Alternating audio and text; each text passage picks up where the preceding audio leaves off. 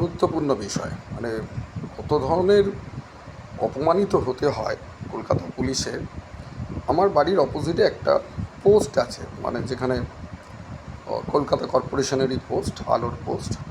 তার উপর তো প্রচুর লাইন গেছে, মানে ইলেকট্রিক লাইনও গেছে, কেবিলের লাইনও গেছে, যেটা হয় আর কি।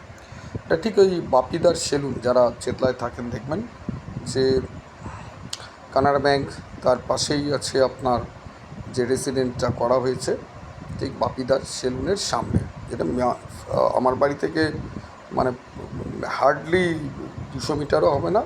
আর ফিরাদের বাড়ি থেকেও, মিস্টার ফিরাদ হাকিমের বাড়ি থেকেও ওই ওরকম প্রায় 250 মিটারের মধ্যে। আমাদের ইভিনিংয়ে একটা রাত্রিবেলা আমরা একটু রাস্তায় যাই আর কি, এই মাথা থেকে ওই মাথা অবধি।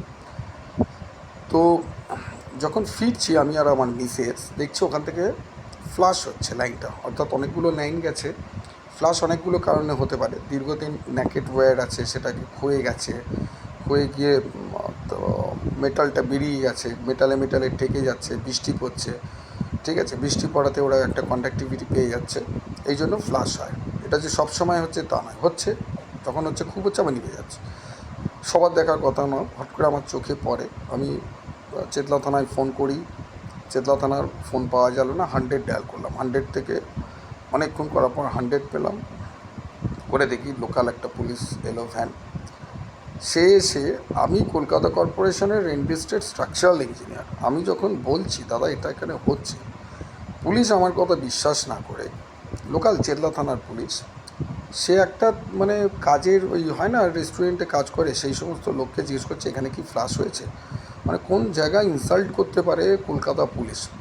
আমি ভাই অনুব্রতদার এগেনস্টে কিছু বলবো না, অনুব্রতদার যেটা বলেছে না, একদম অনুব্রতদার ঠিক কথাই বলেছে এদেরকে। উল্টে আমাকে পাগল, ছোটো লোক অনেক কিছু বললো, তবু মান সম্মানটা বাঁচলো। অপোজিট দিকের একটা বাড়ি থেকে মানুষ বেরিয়ে এসে বললো হ্যাঁ ওটা ফ্লাশ করছে, আমরা দেখেছি। মানে উপকার করতে গেলাম, যে পোস্টটা যদি আজকে ধরুন কেউ বডির যদি হয়ে যায়, কেন ইঞ্জিনিয়ারিংটা তো আমি পড়েছি, পুলিশ পড়েনি, যদি হাত দিয়ে যায়, পুলিশ যদি ওটা হাত দেয়, মানে যে কোনো লোক হাত দিলে কিন্তু যদি বাই চান্স যদি ওটা বডি হয়ে যায় তো মারাত্মক কেস হয়ে যাবে। তখন কিন্তু ক্যামেরা থেকে আরম্ভ করে হাকিম সাহেবকে কেউ ছেড়ে কথা বলবে না। তো ভাগ্য ভালো, ওদের যুব সভাপতি তৃণমূলের পিটার এসেছিলো, পিটার নিজের বিষয়টা দেখেছে। তো বিষয়টা হচ্ছে পুলিশের কর্মকাণ্ডটা দেখে আমাকে যা তা রকম অপমান করলো, ঠিক আছে।